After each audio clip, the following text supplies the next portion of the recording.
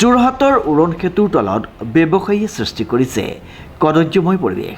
যোৰহাটৰ মাজমজিয়াত নতুনকৈ নিৰ্মাণ কৰা উৰণ সেতুখনৰ তলত একাংশ ব্যৱসায়ীয়ে সৃষ্টি কৰিছে এক অস্বাস্থ্যকৰ আৰু কদৰ্যময় পৰিৱেশ। 11 মাৰ্চত মুখ্যমন্ত্ৰী ডক্টৰ হিমন্ত বিশ্ব শৰ্মাই মুকলি কৰা এই উৰণ সেতুখন এতিয়া কিছুমান লোকৰ বাবে পৰিণত হৈছে এক অস্থায়ী বজাৰত। নিজা লাভালাভৰ উদ্দেশ্যে ব্যৱসায়ীয়ে বিভিন্ন সামগ্ৰী বিক্ৰী কৰাৰ লগতে সেইসমূহৰ পৰা উৎপন্ন হোৱা আৱৰ্জনা একেঠাইতে পেলাই পৰিৱেশ অস্বাস্থ্যকৰ কৰি তোলা পৰিলক্ষিত হৈছে। সুন্দৰকৈ অভাৰব্ৰিজখন হৈছে আৰু যোৰহাটখন সুন্দৰ হৈ থকাটো প্ৰতিজন যোৰহাটবাসীয়ে ৰাইজে আচলতে বিচাৰে, কিন্তু আমি দেখিবলৈ পাইছোঁ যে অভাৰব্ৰিজৰ তলৰ যিখিনি দোকান আছে তেওঁলোকে যথেষ্ট লেতেৰা কৰা পৰিলক্ষিত হৈছে। এই ক্ষেত্ৰত আছে যোৰহাট পৌৰসভাই তেওঁলোকৰ লগত আলোচনা বিলোচনা কৰি তেওঁলোকক বিকল্পই কিবা তেওঁলোকে যিহেতু ইয়াত ব্যৱসায় কৰি আছে, যিহেতু তেওঁলোকক জীৱিকা ইয়াৰ লগত জড়িত হৈ আছে, সেইকাৰণে নিশ্চিতভাৱে তেওঁলোকক পৌৰসভাই এখন সুকীয়া স্থান আৰু সম উপযোগী এটা স্থান দিব বুলি মই আশা কৰিলোঁ। আৰু লগতে তেওঁলোকে চোৱা চিতা কৰা দৰকাৰ যে যোৰহাটৰখন কেনেকুৱা কদৰ্যময় পৰিৱেশলৈ আচলতে গতি কৰিছে, যে এই কামটো যোৰহাট পৌৰসভাই কৰিব লাগিব আৰু অন্যে নকৰে। তেওঁলোকে আহিছে নাই মই নাজানো, কিন্তু আপোনালোকৰ চেনেলৰ মাধ্যমে তেওঁলোকক আমি অৱগত কৰাইছোঁ যে অভাৰব্ৰিজৰ তললৈ আহক আৰু চাওক যে তাত যি ধৰণে আচলতে যি অভাৰব্ৰিজৰ তলটো আচলতে পাৰ্কিঙৰ কাৰণে থৈছিলে, তথাপিও আচলতে ব্যৱসায়ীসকলে নিজৰ জীৱন ধাৰণাৰ কাৰণে কৰিছে। এই ক্ষেত্ৰত তেওঁলোকে কৰাত আপত্তি নাই, কিন্তু তেওঁলোকে যাতে ব্যৱসায়টো কৰাৰ পিছত তেওঁলোকে তাত জাবৰ জোঁথৰ বা পেলনীয়া সামগ্ৰী পেলাই যোৰহাটখন কদৰ্যময় কৰি নকৰে, তাৰ কাৰণে আমি তেওঁলোককো আহ্বান কৰিলোঁ আৰু লগতে পৌৰসভাকো এই ক্ষেত্ৰত চকু দিবৰ কাৰণে আহ্বান জনালোঁ। যদিও পৌৰসভাৰ ফালৰ পৰা একাধিকবাৰ জৰিমনা বিহা হৈছে, তথাপিও এই ক্ষেত্ৰত একাংশ ব্যৱসায়ীৰ মাজত সজাগতা বা দায়িত্ববোধ দেখা নগ'ল।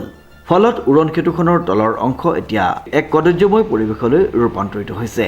এই সমস্যাৰ সন্দৰ্ভত স্থানীয় লোকসকলে যোৰহাট পৌৰসভাক অৱগত কৰাৰ পিছত পৌৰসভাৰ বিষয়ববীয়াসকল ঘটনাস্থলীত উপস্থিত হৈ ব্যৱস্থা গ্ৰহণ কৰা পৰিলক্ষিত হৈছে।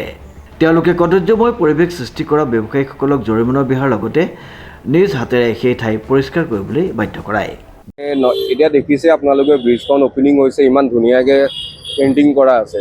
বাট আমি বেপাৰীবিলাকৰ পৰা মানে ৰিকুৱেষ্ট কৰিছোঁ যে আপোনালোকে এতিয়া বহা ব্যৱস্থাটো আমাৰ এই গলিটোৰ ভিতৰত আমি দিছোঁ, কিন্তু জাবৰ পেলাই গোটেইটো লেতেৰা কৰি দিয়াৰ কাৰণে এতিয়া আমি অফিচৰ ফালৰ পৰা এটা একশ্যন লৈ পিনি জাবৰ পেলোৱাৰ কাৰণে আমি 200 ৰুপিজকৈ এটা ফাইন কাটিছোঁ।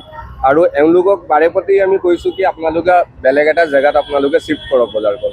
এই চাৰিআলিৰ মাজত এনেকুৱা দি দিছে, ইয়াত গোটেইটো মানে ট্ৰাফিক জাম হৈ গৈছে যান বাহন কাৰণে। আৰু চবতকৈ ডাঙৰ প্ৰব্লেম হৈ আছে যে ইয়াত কোনোবা কাষ্টমাৰ যদি ইয়াত ৰখি থাকিব, পটককৈ বাইক গাড়ী মানে খুন্দা মাৰি যোৱাটো চান্সেছটো বেছি আছে। সেইটো কাৰণে আমি এওঁলোকক ৰিকুৱেষ্ট কৰিছোঁ যে আপোনালোকে বেলেগ এটা জেগাত শ্বিফ্ট কৰক দোকানখন।